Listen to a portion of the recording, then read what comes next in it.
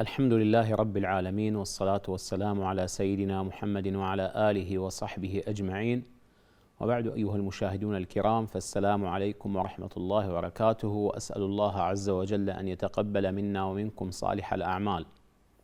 لما كان شهر رمضان هو شهر القرآن، فالحديث فيه يحلو عن القرآن. الله عز وجل عظم هذا الشهر المبارك لأنه شهر القرآن، واختص من بين هذا الشهر تعظيم ليالي العشر الأواخر، واختص من العشر الأواخر ليالي القدر لأنها ليالي نزول القرآن. أيها الأحباب، في خضم صراع الثقافات الذي نعيشه في زماننا هذا، يحار الداعية كيف يربي المدعو، ويحار الوالدان في تربية أبنائهم.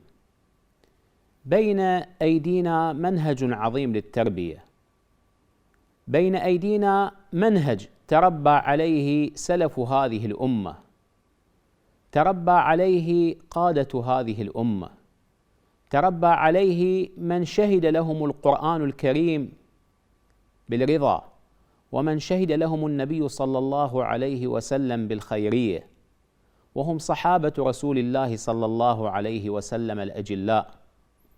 هؤلاء أخذوا القرآن على حقيقته ككتاب هداية وتغيير، فاستقامت نفوسهم وتحررت قلوبهم من أسر الدنيا، فحلقوا بالقرآن حتى حكموا الأرض ومن عليها.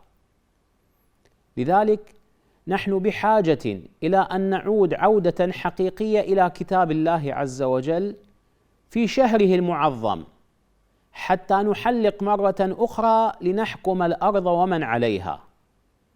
هذا الكتاب الذي يأخذ به على حقيقته يعلم تمام اليقين أن هداه في هذا الكتاب. الصحابة الأجلاء علموا أن هداهم في هذا الكتاب، لذلك هم فهموا جيدا قول الله عز وجل: ذلك الكتاب لا ريب فيه. ماذا في هذا الكتاب يا رب؟ هدى للمتقين. ومن غيركم أيها الصائمون ينعت بالتقوى. فهموا جيدا مراد الله عز وجل لما عرف شهر رمضان في القرآن الكريم فقال: شهر رمضان الذي أنزل فيه القرآن. ماذا في هذا القرآن يا رب؟ هدى للناس وبينات من الهدى والفرقان. إذن هدانا ومنهجنا وطريقنا إلى الله عز وجل موجود في هذا الكتاب الخالد الذي تعهد الله عز وجل بحفظه إلى أن تقوم الساعة. إذا ما أردنا صلاحا لأنفسنا ولأبنائنا، علينا أن نأخذ بالقرآن الكريم كما أخذ به الصحابة رضي الله عنهم وأرضاهم. وأقول صلاح أنفسنا وصلاح أبنائنا، لأن الله عز وجل نادى علينا قائلا: يا أيها الذين آمنوا، والنداء لنا نحن معاشر المؤمنين. ماذا تريد منا يا رب؟ يا أيها الذين آمنوا قوا أنفسكم وأهليكم نارا وقودها الناس والحجارة. أنت وأنت مسؤولون عن أنفسكم ثم عمن تعولون من أهلكم، مصداقا لقول الله عز وجل وندائه عليكم: قوا أنفسكم وأهليكم نارا.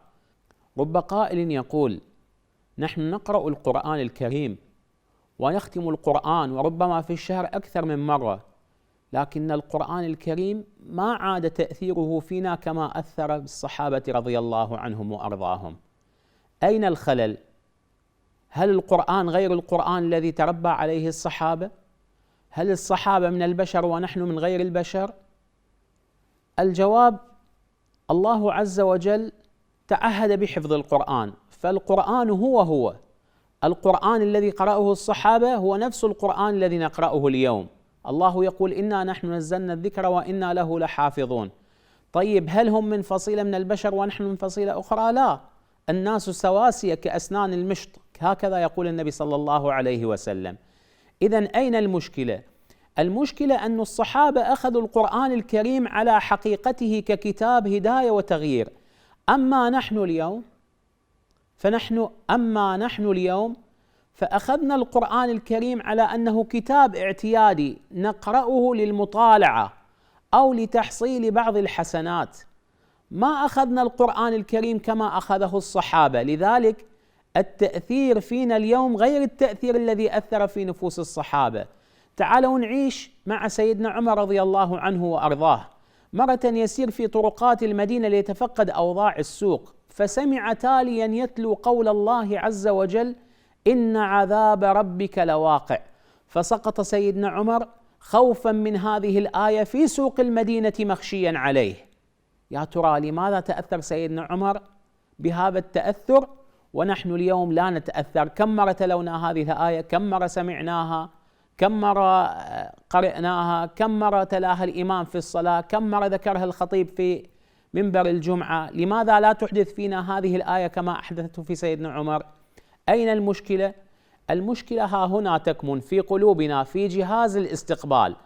الصحابة قلوبهم عمروها بالإيمان، بذرة الإيمان موجودة في القلب، سقوها بالقرآن. أما نحن بذرة الإيمان موجودة لكننا ما سقيناها بكتاب الله عز وجل، لأننا ما أخذنا به على حقيقته ككتاب هداية وتغيير نسترشد به الطريق إلى الله عز وجل، نغير به عاداتنا السلبية إلى عادات إيجابية. لذلك مطلوب منا جميعا أن نأخذ القرآن الكريم على حقيقته ككتاب هداية وتغيير، حتى تستقيم نفوسنا وتتحرر قلوبنا مثل ما استقامت نفوس الصحابة وتحررت قلوبهم من أسر الدنيا. أسأل الله عز وجل أن يجعل القرآن ربيع قلوبنا وجلاء همومنا وذهاب أحزاننا. وصل اللهم وسلم على نبينا محمد وعلى آله وصحبه أجمعين.